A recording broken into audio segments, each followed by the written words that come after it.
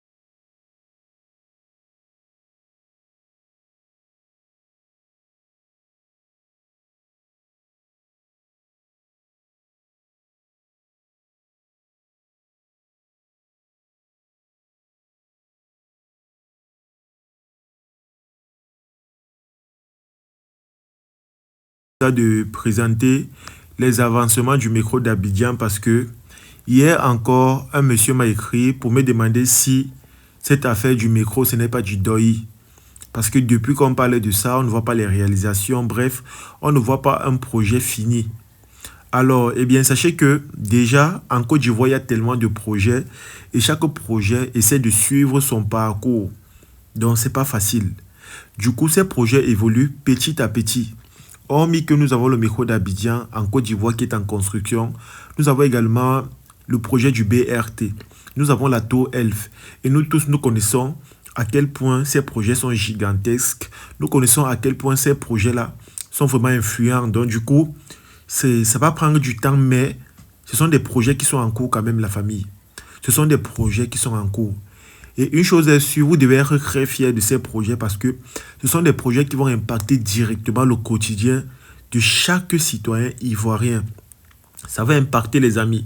Donc ça signifie que ces projets vont accompagner, ces projets vont aider, ces projets vont alléger, que ce soit les dépenses, que ce soit la souffrance, que ce soit les pleurs même de chaque citoyen. Et ce qui est bien, c'est que ce sont des projets qui ont pour but aussi de créer des emplois. Donc, ça va réduire de manière considérable le taux de chômage en Côte d'Ivoire.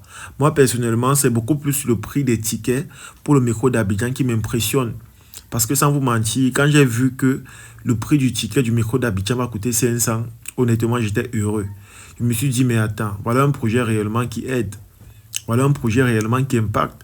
Voilà un projet réellement qui a pour but de vraiment soutenir la population.